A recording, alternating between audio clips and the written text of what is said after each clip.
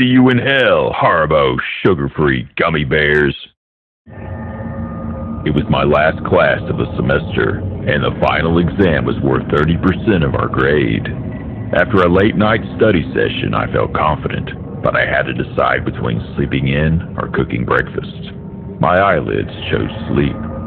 My stomach later regretted this decision, and after several uncomfortable stomach growls, I finally decided to make a quick stop by the campus bookstore and grab a snack before my test.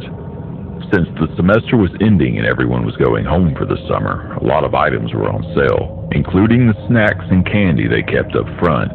Being in the hungry state that I was in, it felt only logical to pick the largest yet least expensive candy in order to get more bang for my buck. And there they sat, 2 bags of Haribo sugar-free gummy bears, buy one get one free. What a deal, I thought naively. I would eat 1 bag before my test, and 1 bag afterwards. As I walked to class, I gleefully chewed on these abominable little bastards, unaware of the utter mayhem they would soon unleash upon my poor anus. I sat down at my desk as the professor informed us that, due to issues of cheating in the past, restroom breaks would be prohibited until the completion of the exam. I'll give you 10 minutes to use the restroom now. This will be your last chance. Any takers?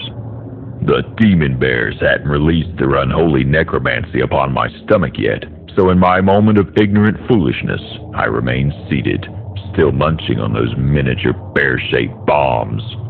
After the students wise enough to take the professor's offer had returned, the professor handed out the test. I was 6 questions in when it happened. It started subtly at first, almost like a slight tingly sensation in my lower abdomen. I thought nothing of it, assuming my intestines were just doing their thing. Little did I know that my intestines were trying desperately to warn me of the horror that was on the horizon.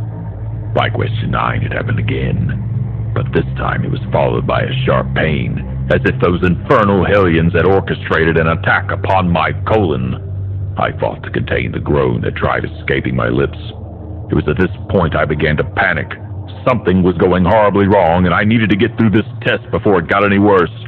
By question 14, my worst fear was upon me. The Satan bear's burning, hot, liquidy dark magic crashed against my anal sphincter like a tidal wave. I was able to close the hatch just in time, but those relentless, toxic bears beat against it like orcs breaking down the doors of Helm's Deep. I knew I wouldn't be able to so much as shift in my seat without risking a breach. I kept fighting through my exam, clenching my cheeks with all my might. Beads of sweat began rolling down my neck. Suddenly, a loud, gurgling war cry came from my belly, and the entire class lifted their heads.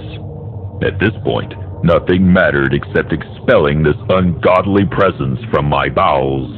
With 15 questions left, I promptly wrote C for every answer and ran out of the classroom. My professor yelled something, but I was too preoccupied with the volcanic eruption that needed to take place before I could find sweet relief. I burst into the restroom like the Kool-Aid Man, and behold, the handicap stall was empty.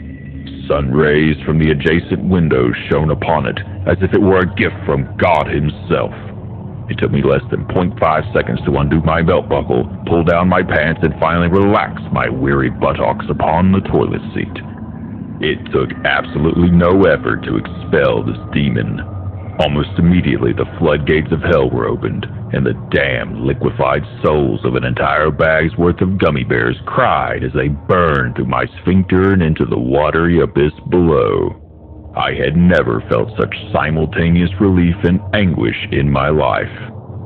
After 30 more minutes of this, I immediately went home, dug a hole in my backyard, and burned the remaining bag of gummy bears. I leave with this. Do not, I repeat, do not eat these spawns of Satan. Not only did they cause me to fail my final test, but the anguish I experienced is something I wouldn't wish upon anyone, not even my worst enemy. The only place these godforsaken hellbears belong are buried deep below the earth's surface.